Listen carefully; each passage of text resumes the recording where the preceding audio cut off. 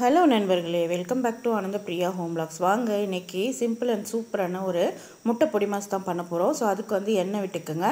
கொஞ்சமாக வெங்காயம் 2 கைப்பிடி அளவுக்கு பொடியாக கட் பண்ணி வச்சுருக்கேன். கொஞ்சமாக இஞ்சி துருவி வச்சுருக்கேன்.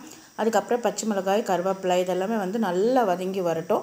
மற்றபடி இதில் எதுவுமே நீங்கள் தாளிப்பு கொடுக்கணுன்னு அவசியம் இல்லை. முட்டை பொடி மாஸ்க்கு அப்படியே வெங்காயம், தக்காளி லைட்டாக கொஞ்சமாக கசக்கி விட்ட மாதிரி ஒரு தக்காளி அளவுக்கு போட்டுக்கோங்க. அப்போ தான் அந்த புளிப்பு டேஸ்ட்டோட சூப்பராக இருக்கும்.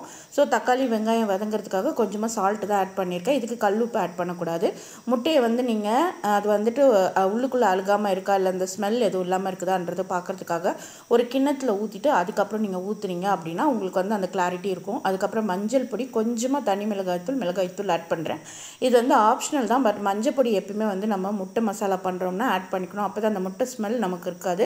ஸோ உடச்சி வச்சுருக்கிற எல்லா முட்டையும் எடுத்து அதில் ஊற்றிட்டேன். இதில் பார்த்திங்கன்னா ஒரே ஒரு அந்த எப்படி தான் நம்ம முட்டையை உடச்சி ஊற்றினாலும் அந்த ஒரு முட்டையோட அந்த ஓடு வரும். ஸோ அதை எடுத்து போட்டாச்சு. கொஞ்சமாக பெப்பர் நல்லா கையாலே நுணுக்கி போடுங்க.